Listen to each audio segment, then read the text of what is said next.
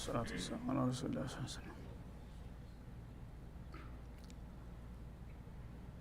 فسوف تعلمون እና የነገርኳችሁና የመከርኳችሁን አውቃችሁ ጥላትና ወዳጅን መለየት ካቃታችሁ እኔ በመሰጣችሁ ጸጋ ሌሎችን የምታመሰግኑና የምታወድሱ ከሆናችሁ ያ ነገር ምን እንደሚወልድና አሳር መከራ እንደሚጠብቃችሁ ቆየት ብላችሁ ታውቃላችሁ ይገባችኋል ሲል ያስጠነቅቃል። ስለዚህ እያንዳንዱ ሰው ራሱን መገምገምና ስተቱን ማረም ግድ ነው ማለት ነው። አማ አንዘልና አለይሂም ሱልጣና ወይስ ደግሞ እነዚህ ተላላና ሽንግል የሆኑ ሰዎች በእነሱ ዘንዳ ወሳኝና ግልጽ የሆነ ማስረጃ አውርደንላቸዋል ይላል። የተለያዩ ፍጡሮችንና እዚህ ግባ የማይባሉ አማልክቶችን የሚያመልኩትና እነሱ እንደሚጠቅሙና እንደሚጎዷቸው የሚያስቡት ሰዎች ያ ነገር እውነት ለመሆኑ የሚያረጋግጥ ማስረጃ እኔ ልኬላቸዋልን? በአለም ላይ ሌላ ሊመለክና ሊወደስ የሚገባው ኃይል ካለ እኔ እኮ ነኝ ይህን ማሳወቅ ያለብኝ እና እነገሌ የተዋረደ አምላኮች ናቸው እነሱን አገልግሏቸውና ታዘዙላቸው ብዬ እኔ መልእክት ልኬ ከሆነ እውቅና ሰጥቻቸዋለሁ ማለት ነው። ይሄ አንድ ነገር ነው። ግን ይሄን አድርጌያለሁን ይላል አላህ። አላ ያዕለሙ መን ኸለቀሁ ለጢፉል ኸቢር። በአለም ላይ ያለን ሚስጥር የሚያቀሱ ነው። ማንኛውንም መብት የሚያውጀው እሱ ነው። ስለዚህ ከኔ ሌላ የሚመለኩና ለእናንተ የሚጠቅሙ ነገሮች ካሉ እነገሌን በዚህ ደረጃ ናቸውና ወቋቸውና አገልግሏቸው ብዬ ማስረጃ ልኬላችኋለሁ ይላል። ይህንን ልኬ ከሆነ አዎን ራስህን እኮ እውቅና የሰጣቸው ብላችሁ ሞግቱኝ፣ ይህን ግን አላደረኩም ይላል። ሱልጣንን ማለት ሁጀተን ግልጽ የሆነ ማስረጃ ከኔ ሌላ ያለ አምልኮት ይገባዋል የሚል ፍንጭ ተልኮ ያቅም ማለት ነው። ፈሆ የተከለሙ ቢማ ካኑ ፊ ይሽሪኩን ቢህ እና ያን ያወረድኩት ማስረጃ ለምሳሌ በአንድ ነብይ ወይም በአንድ ኪታብ ላይ ከኔ ውጭ ያሉ ነገሮች ይጠቅማሉና ይረዷቸዋል፣ አምላክ ናቸው፣ ያጸድቋቸዋል የሚል ጥቅስ ተነግሮ ከሆነ ያንን እንግዲህ የመጣው ጥቅስ ይናገራል ከጌታ የመጣ መልእክት እስከሆነ ድረስ እና ያ ነገር መጥቶ ያቃል ተነግሯቸው ያቃል በአንድ ነብይ አንደበት ከአላህ ሌላ ያለ ነገር ይጠቅማልና አምልኩት የሚል ቃል መጥቶ ደርሷቸው ያቃል ይላል። የለም ተለለ ታዲያ ከየት አመጣኸው? እኔ እኮ ነኝ ለአንድ ነገር እውቅና መስጠት ያለብኝ የዓለም ባለቤት እስከሆንኩ ድረስ። እነዚህ የምትሏቸው ነገር የጌትነት ባህሪ ካላቸው እናንተ እንድታገለግሏቸውና እንድታመልኳቸው የሚያስፈልግ ከሆነ ለዛ መረጃና እውቅና መስጠት ያለብኝ እኔ ነኝ። ይህንን መረጃ ልኬላችሁ አውቃለሁን ይላል። ላ የለም። ይሄ ከሆነ ታዲያ ከየት አመጣችሁት? ከሰይጣን ነው የምትቀበሉት ማለት ነው መመሪያውን ይላል አላህ Subhanahu Wa Ta'ala። ሽርክ የሚያውጀው እሱ ነው። ቢማ ካኑ ቢሂ ይሽሪኩን እነሱ የሚያጋሯቸውና አምልኮ የሚሰጧቸውን ነገሮች ተጥቅቅን ጀምሮ እስከ መጨረሻው ድረስ ይጠቅማሉና ይረዳሉ እያሉ የሚያራግቡ ሸያጢነል ኢንስ ወልጅን ናቸው። እኔ ግን ለዚህ ነገር አንድ ቀን መውቅና ሰጥቼ አላቅም። ታዲያ እናንተው ራሳችሁ በፈጠራችሁት ቁራቅንቦ እንዴት ትሸነገላላችሁና ትታለላላችሁ ይላል አላህ Subhanahu Wa Ta'ala።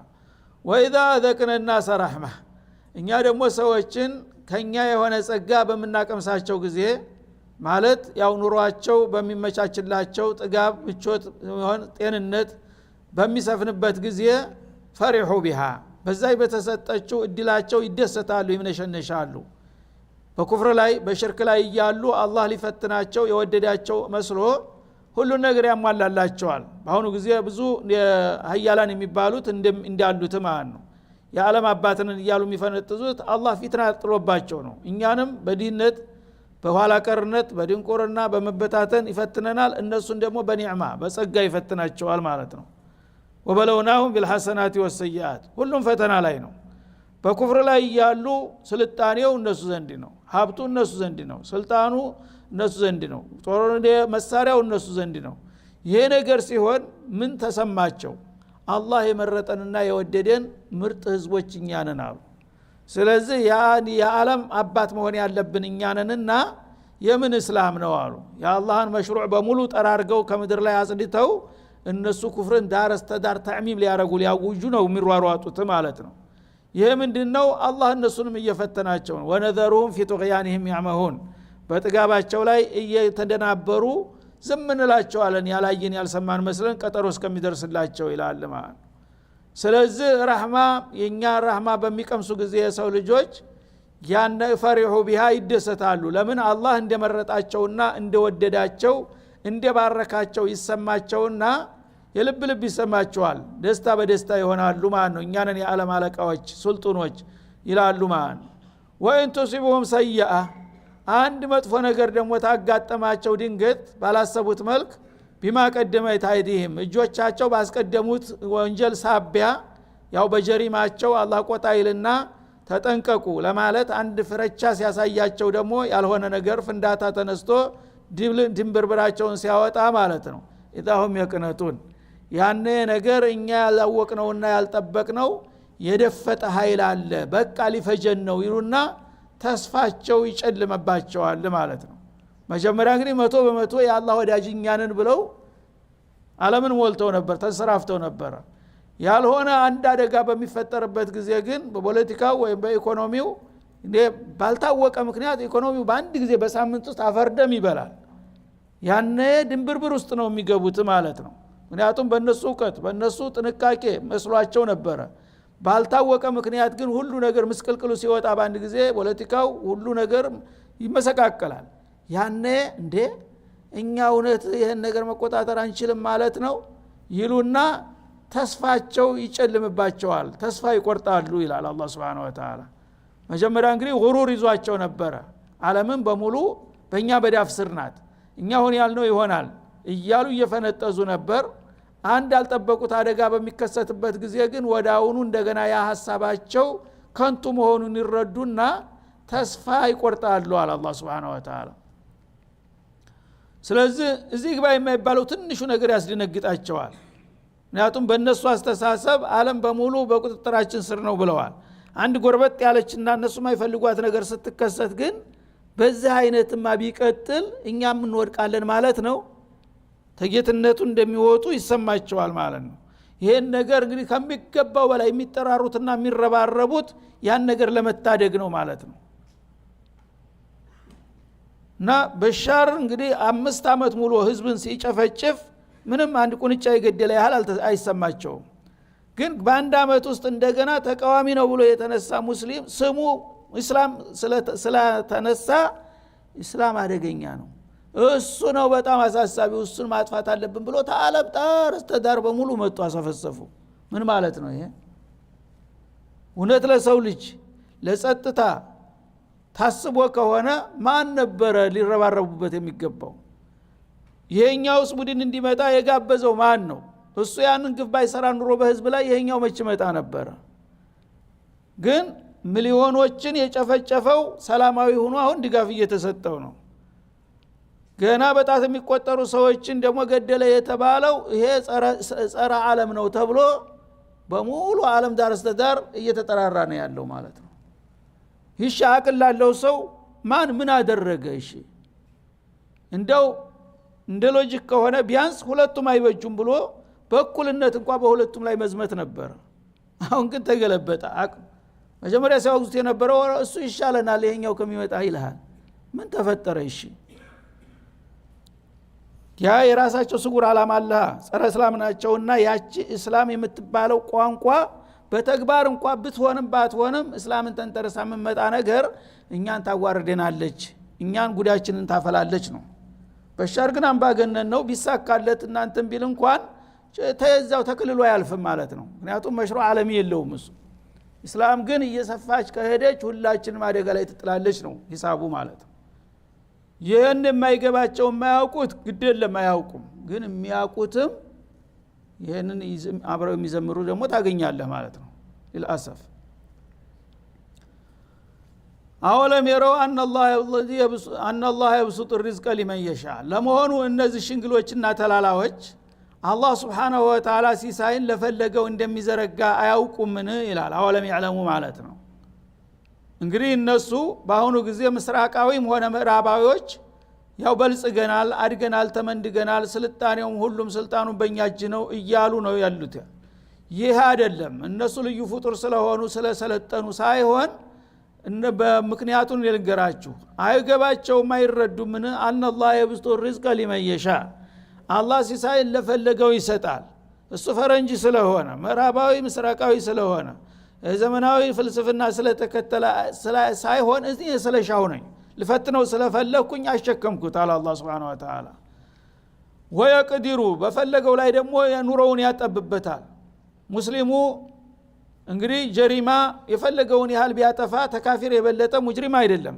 እንዴ ግን አላህ Subhanahu Wa Ta'ala በተለያዩ መሳይቦች አጠበበበት ኑሮውን ማለት ነው ለምን የእስላም መሪ መሆን ያለበት ሙስሊም ነበረ ለምን የጌታው መሽሩዕ ይዞ ማለት ነው እነዚህ ግን ሰው ሰራሽና ወፋራሽ የሆነ ነገር ለቃቅመው ውሸት ነው እነሱ የሚያውጁት አላህ ግን የወከለው ሙስሊምን ነው ኸሊፋ ያደረገው ያንን አደራውን ባለመወጣቱ ተቆጥቶ ሙስሊሙን ምስቅልቅል ውስጥ አስገባው ያኛው ደግሞ ያነ እንግዲያውስ እሱን እንዲካረገው እኔን ወዶኝ ነው እኔን መርጦኝ ነው አለ ማለት ነው ሁለታችሁም ስተት ውስጥ ናችሁ እያለ ነው አላህ Subhanahu Wa Ta'ala እና እናንተ አላህ ወዷችሁና መርጧችሁ ሳይሆን የብሱጥ ሪዝቅ ለመን የሻ ሲሳይን ለፈለገው ይሰጣል መፈተንያ ነው ሰጠዋችሁ ወየቅዲሩ እንደገና አላመን የሻ በፈለገው ላይ ደግሞ ያጠብበታል ሌሎቹ ደግሞ ሙስሊም ነን እያሉ በተግባር ግን ሙስሊም ሳይሆኑ በመቅረታቸው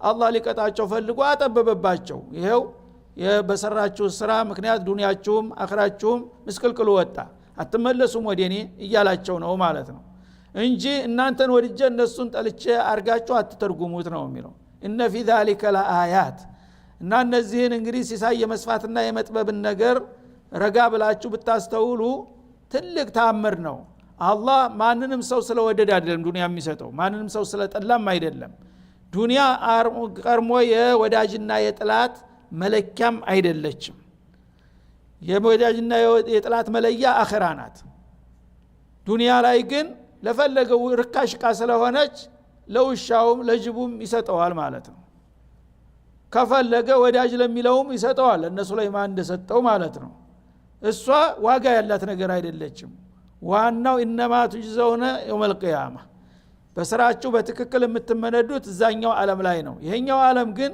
የትዝብትና የፈተና መድረክ እንጂ የወዳጅና የጥላት መቀጫና ሽልማት መሰጫ እንዳላደለ ልታውቁ ይገባል ይላል አላህ Subhanahu Wa Ta'ala እና እነዚህ ነገሮችን በደንብ ቆም ብላችሁ ብታስቡ ዱንያ የሰጠሁትም ወድጀው አይደለም የነፈኩትንም ጠልቼው አይደለም ይሄማ ከሆነ ብዙ ነብዮችን አላህ ይጠላቸዋል ማለት ነው ከነብዮች ሀብታም የሚባሉት በጣት የሚቆጠሩት ናቸው ታራት ታምስት አይበልጡም አብዛኛው በመቶ የሚቆጠሩ ነብዮች አፍጠጅ ነው ኑሯቸው ምንም የላቸው እንግዲህ ዱንያ የወዳጆቹ ሽልማት ብትሆን ኑሮ ለአላህ ነብዮች ነበር የምትሰጠው ግን እሷ እንዳውም አታላይ ስለሆነች ተመሽሩዓቸው እንዳታዘናጋቸው አልሰጣቸውም ለብዙዎቹ ማለት ነው ጦቃተ ዓለም ግን በሺ የሚቆጠሩት ዱንያን ያንበሻብሻቸዋል እና እነዚህን ከነብዮቹ የበለጠ መርጧቸዋል ማለት ነው አይደለም ቆም ብላችሁ ብታስቡና ከልባችሁ ብትገነዘቡ ለአያት በዛ አሰራራችን ዱንያን ለማን ሰጠ ለማን ነፈገ በሚለው ላይ ብዙ መሽሩዕ ልትረዱ ትችሉ ነበረ ሊቀውም ይኡሚኑን ለሚያምኑ ሰዎች ብዙ ትምህርት አለ እዚህ ውስጥ ያልገባችሁ ነገር እሱም በሚገባ ልትረዱት ይገባል ነው فآتي ذا القربى حقه ይላል ለማንኛውም አንተ ሙእሚን የሆንክ ሰው እውነት ለመዳንና ጌታ ጋር ለመታረቅ ፈልገህ ከሆነ መጀመሪያ ጌታ የሰጠህን ጸጋ አመስግን ማመስገኑ በምንድነው የሚገለጠው አልহামዱሊላህ በማለት ብቻ አይደለም በመላስ ጫፍ በተግባር እኔ የሰጠሁህ አይደለም ያችን የሰጠሁህን ነገር ብቻህን አትጠቀምባት አቅራቢያ ወገንህን ፍቀድባት ይላል እንግዲህ አንተ በአጋጣሚ ሀብታም ሆንክ የእናት የአባትህ ልጅ ድሃ ሊሆን ይችላል ከጎንህ ስለዚህ እሱ በቃ እድለቢስ ነው ዘርበል እያልክ ዝም ብለህ ልትገለምጠው አይገባም እኔንም የሰጠኝ ለፈተና ነው አንተንም ድሃ ያደረገ ለፈተና ነው ማለት አለብህ ይችን መረዳት አለብህ ማለት ነው አለበለዚያ በቁመን በመልክ አትበልጠውም የእናት አባትህ ልጅ ነው ታላቅ ወንድም ሊሆን ይችላል ድሃው አንተ ታናሽ ተኋላው መጥተህ ትከብራለህ አንተን ቅዱስ አድርጎ ነው አላህ ገንዘብ የሰጠህ እሱ ርኩስ ሆኖ ነው እሱ ሷሊህ አቢድም ሊሆን ይችላል አንተ በቃ ኢባዳ እያልክ የሃይማኖት እያልክ ትሳለቅበታለህ ማለት ነው ላ አቲ ذل قربى حقه ዘመድህ ነው አካልህ ነው ለዛ ለአካልህ በምትችለው አቅም የሚገባውን ሐቁን ስጠው ያንተን ሳይሆን ሐቅ አርጋለሁ አንተ እጅ ላይ አደራ አስቀምጫለሁ ይላል አላህ Subhanahu Wa Ta'ala አማና ይችን ላንተ ግማሿን ደግሞ ለወንድም ለወገነ ለእህት ስጣት ብዬ ነው የምሰጥህ እንጂ ባንተ እጅ ላይ ስለተቆለለ ያንተ ብቻ ጥሪት አታድርገው ለአካባቢዎችም እንድትሰጥ ነው የሰጠው ይላል አላህ Subhanahu Wa Ta'ala ወልሚስኪን ዝምድናም የሌለው ይሆን እንደዛው ነው ሚስኪን ችግረኛ ካለ ግድ የስጋ ዘመዲህ ባይሆንም ሐቅ የለውም አይምሰልህ ለሱም ስጠው ወብነ ሰቢል ለመንገደኛ ስንቀላለቀበት ጎስቋላም እንደዛው አትንፈገው ذلك خير ይልሃል ይሄንን አውቀህ እንግዲህ በአካባቢ የተለያዩ ችግር ላለባቸው ወገኖች እጅህን ከዘረጋህና የወገንን እንትን ተሰጣቸው ይሄ ላንተ የተሻለ ነው የሚበጅህ ላንተ ነው ይላል አላህ Subhanahu Wa Ta'ala እንጂ ለኔ አላህ መርጦኛል እኔን አድሎኛል የተባረኩ ነኝ እናንተ በቃ አፈር ብሉ የምትላቸው ከሆነ አንተ ራስህን አደጋ ውስጥ እየጨመርክ ነው የአላህን አማና ኺያና እያደረክ ነው እና አልማል አማነቱላህ ገንዘብ ዕውቀትም ጉልበትም ስልጣንም አንተ ዘንድ ያሉ ነገሮች በሙሉ የአላህ አደራቃ ናቸው እነዛን ያደራቃዎች ላንተ ተጠቀም ግደለም ግን ላንተ ብቻ አይደሉም በአካባቢ ላሉ በቅርብ ዘመድ በዙሪያ ላሉ ለዘመዶችህ ለጎረቤቶችህ ለሚስኪኖች ለየቲሞች ማካፈል ግዴታ ነው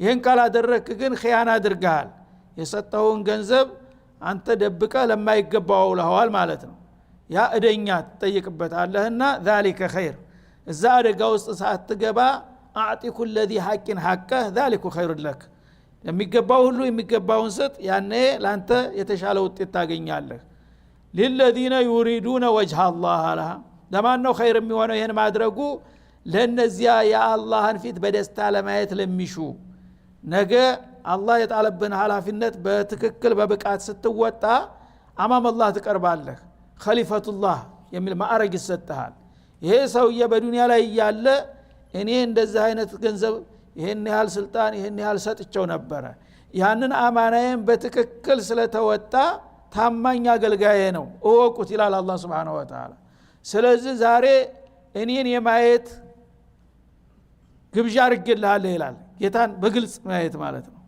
ተዛ የበለጠን ያማ የለም በጀነት ውስጥ የአላህን ውድን ፊት በደስታ ለማየት የምትፈልግ ከሆነ የአላህን አደራ በአግባቡ ተወጣዝህ ይላል አላህ Subhanahu Wa Ta'ala እና يريدون وجه الله ማለት رؤية الله وهو عنك አላህ አንተን ወዶህ በክብር እንግዲያነት ጋብዞህ እንዲታየው ከፈለክ ይችን አማናህን ከወዲሁ ተወጣ ይላል ወኡላኢከ ሁሙል ሙፍሊሑን ይችን ያደረጉ ጎበዞች ካሉ እነሱ ናቸው እድለኞች ማለት የሚመኙትን ነገር ሁሉ የሚያገኙና ከሚፈሩት ሁሉ የሚያመልጡ ማለት ነው ሙፍሊህ ማለት የተሟላ እድል ያለው ሰው ገሌ የተሟላ እድለኛ ነው የሚባለው ምን ሲሆን ነው የሚመኘው ነገር ሁሉ ይሳካለታል ማለት ነው እሱ ተመኝቶ ለማግኘት ጥሮ የሚያመልጠው ነገር የለም ይሄ እድለኛ ነው እንደገና ደግሞ የሚፈራውና የሚሸሻው ነገር ሁሉ አይደርስበትም ከይሄ በለጠ እድል አለ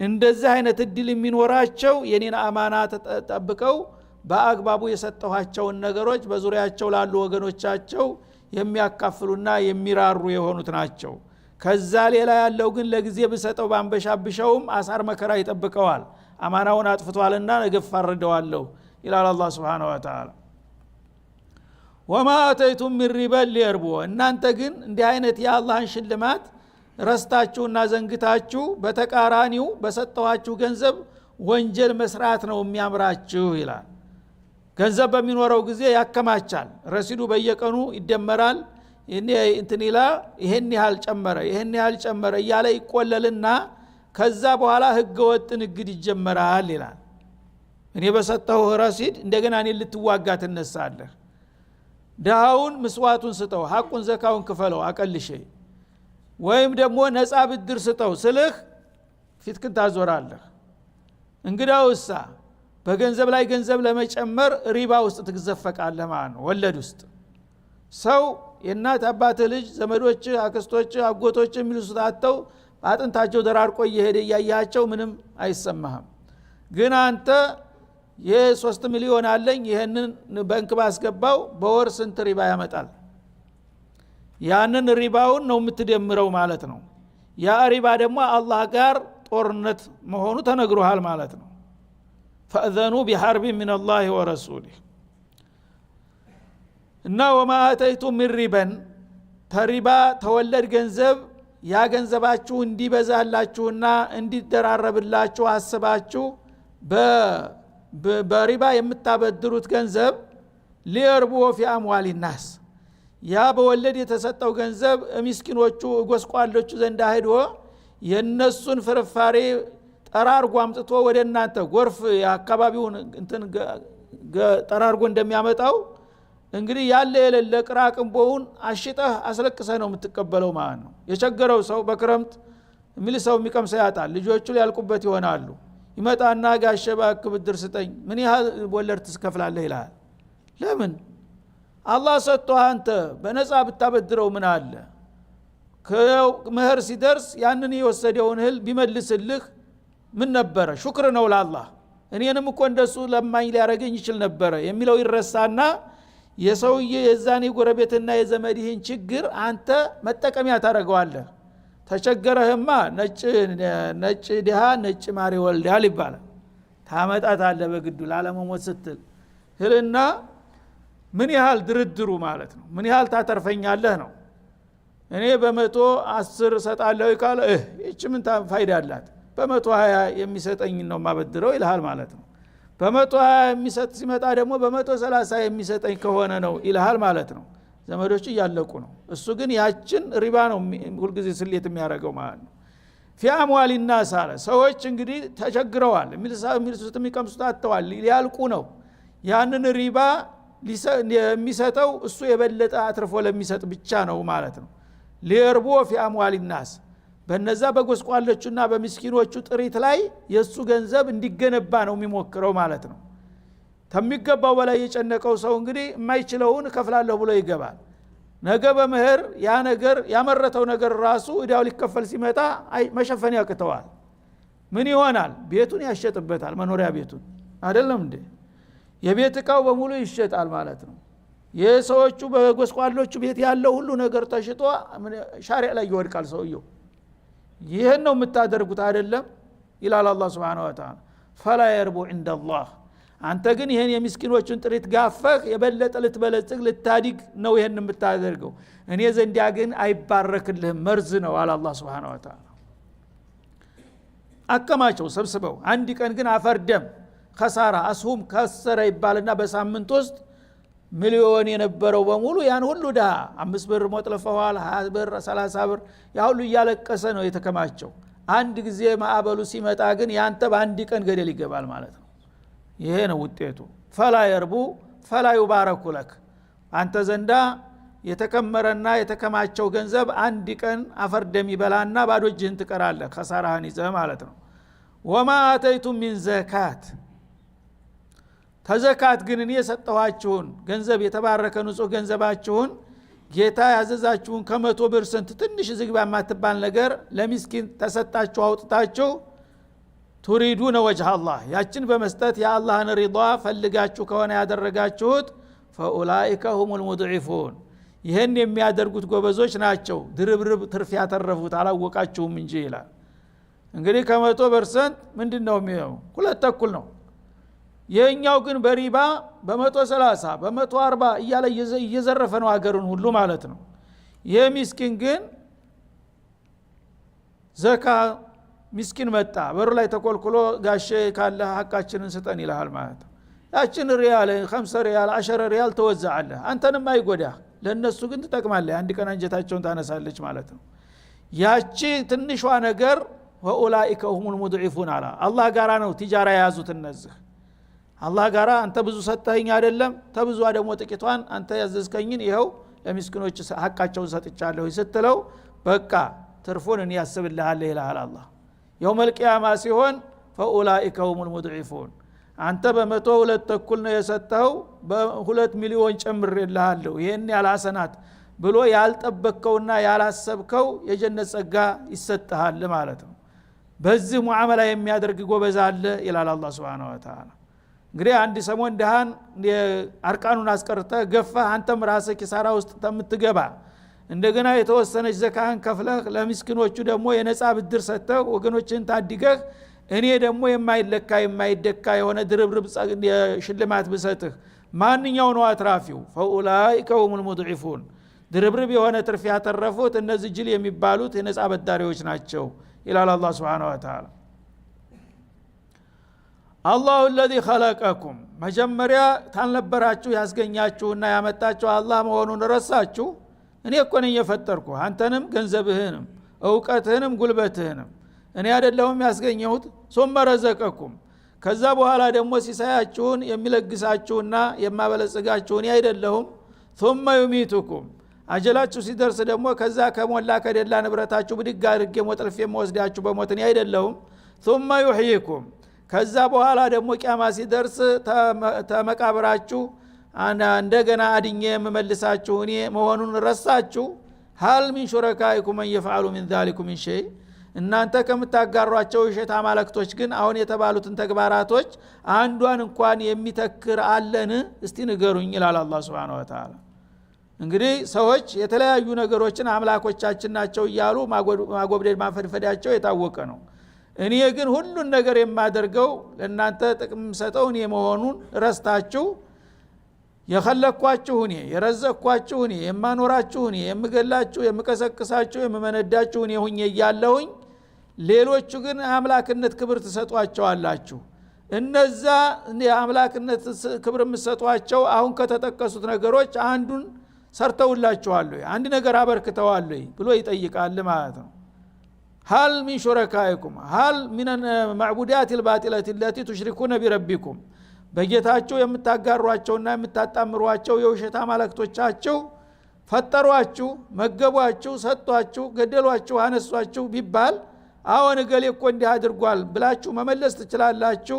ላ ማንም የለም ሱብሃነሁ እና አላህ ጥራት ተገባው። እናንተ ግን እነዚህን ሁሉ አሳፋሪ ወንጀሎች የምትሰሩት የአላህን ክብር እያጓደላችሁ ነው ያለው። እናንተ ደግሞ ራሳችሁን ታጠፋላችሁ እንጂ የዛ አይነት የውሸት አማልክቶችን ብትደረድሩ እኔ ጋራ ምንም ግንኙነት የላቸውም ከሁሉም የጠራሁኝ ነኝ ይላል። ወተዓላ ከማንኛውም ኃይል በላይ የላእኩኝ ነኝ በማንም ምንም መፈካከርና መወዳደር አይቻልም ማለቱ ነው። አማ ይሽሪኩን ተሚያጋሩት ነገር ሁሉ እናንተ የወለት አምላኮቻችሁ እያመጣችሁ እየደረደራችሁ የኔን መብትና ሐቅ እየቆራረሳችሁ ብታድሏቸው ራሳችሁን ጥፋት ላይ ጣላችሁ እንጂ እኔ ግን በማንም ተፎካካሪ የምጠቃና የምሸነፍ አይደለሁም ከሁሉም የላኩና የጠራሁኝ ነኝ ይላል አላህ Subhanahu Wa Ta'ala። ظهر الفساد في البر والبحر እና በየብስና በባህር ላይ ጥፋት መከራ ችግር ተንሰራፋ ይላል። በምን ምክንያት? ቢማ ከሰበት አይዲ الناس ሰዎች በሚሰሩት ስራ እኩይ ስራቸው ሳቢያ ይላል። ወማ አሷበኩም ሙሲበት ፈቢማ ከሰበት አይዲኩም እንደሚለው ሌላው ቦታ ማለት ነው። በዚህ ምድር ላይ በአሁኑ ጊዜ ራሱ ሁላችንም የምናየው የምናውቀው መስቀልቀል ነው ያለው። ከምስራቅ እስከ ምዕራብ ሁሉም በቃ በሙሲባ ላይ ነው ያለው ማለት ነው። እና በአንድ ሀገር ጦርነቱ መቆሚያ መቀመጫ አሳጥቷል። በሌላው ሀገር ደግሞ ችግሩ ሚላስ የሚቀመስ አሳጥቷል። በሌላው አካባቢ ደግሞ ወረርሽኙ ይጠርጋል ሰዎችን ሚሊዮኖችን ማለት ነው። እነዚህ ሁሉ የችግሮች ጦሶች ተየት መጡ ከተባለ ቢማ ከሰበት አይዲ الناس የብስ ብቻ አይደለም ደግሞ ሰዎች የሚኖሩት የብስ ላይ ነው። ባህር ግን መኖሪያችን አይደለም። የኛ ወንጀል የብሱን ሞልቶ ገንፍሎ ባህሩንም ጭምር እያጠፋ ነው ይላል አላህ Subhanahu Wa Ta'ala። ባህሩንም ፈሳዳችሁ በባህርም ላይ ተጽዕኖ እያደረገ ነው። በባህር ውስጥ በየብስ ላይ ከሚገኙት ፍጡሮች የበዛ ፍጡር ነው የሚገኘው በባህር ውስጥ። የተለያዩ ፍጡሮች በጣም ግዙፍና ብዙ የሆኑ ፍጡሮች ባህር ውስጥ ነው የሚኖሩት። ግን ሰዎች ወንጀል ባበዙ ቁጥር የዝናብ እጥረት ይከሰታል በየአካባቢው። ባህሮችን የሚመግበው ዝናብ ነው። አዲስ ዝናብ በሚመጣ ጊዜ ባህሩ ላይ በሚቀላቀል ጊዜ ይታደሳል ባህሩ። ያኔ በዛ ውስጥ ያሉ ፍጡሮች ሁሉ ይበለጽጋሉ፣ ጤናማ ይሆናሉ፣ ይመቻቸዋል ማለት ነው። የዝናብ እጥረት በሚፈጠር ጊዜ ግን ባህሩ ራሱ ይቀንሳል።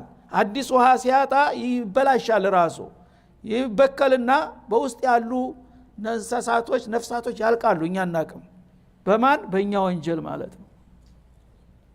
እና የሰው ልጆች በሰሩት ስራ ወንጀል ሳቢያ በየብስም በባህርም ጥፋትና እልቂት ተስፋፋ ይላል። የናንተ ወንጀል ለየብሱ ብቻ ሳይሆን ለባህሩም በባህር ውስጥ ላሉ ፍጥረታቶችም ተርፏል። ይህን የምታደርጉት እናንተ ናችሁ፣ በላ የምትጋብዙት ማለት ነው። ሊዩዚቀሁም ባዕዱ አለዚ አሚሉ ለዓለሁም የርጅዑን። ይህን የሚያደርገው ለምንድን ነው? አላህ ከሰሩት ስራ ወንጀል ሙሉ በሙሉ እንኳ ባይሆን የተወሰነውን ሊያቀምሳቸው ፈልጎ ነው። እናንተ ሰዎች አበዛችሁት። አሁን እኮ የምትሰሩት ስራ ከሚገባው በላይ አልፎ እየሄደ ነው ያለው። በዚህ ሰበብ በቃ ይህን ያህል እልቂት ፈርጀባችኋለሁ፣ ይህን ያህል በሽታ ልኬባችኋለሁ፣ ይህን ያህል ችግር ይልና በራሳችሁ ወንጀል ሳቢያ በዓለም ላይ የሚፈራረቀው አደጋ እናንተ እኮ ራሳችሁ ለምናችሁ ያመጣችሁት ነው። ይህንን እንደ ውጤት በሚመጣ ጊዜ ደግሞ ለምን እንዲሆን ትላላችሁ? ቢማ ከሰበት አይዲናስ ሊዩዚቀሁም ባዕዱ አለዚ አሚሉ።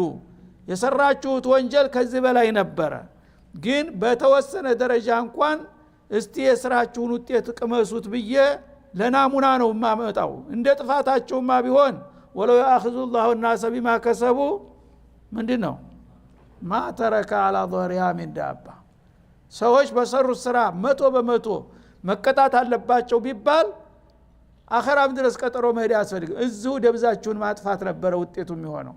ግን ያንን አላደርግም። ለምን? ዋናው መሽሩዕ እዛ ጀዛ የሚሰጠው አኺራ ነው ብያለሁ።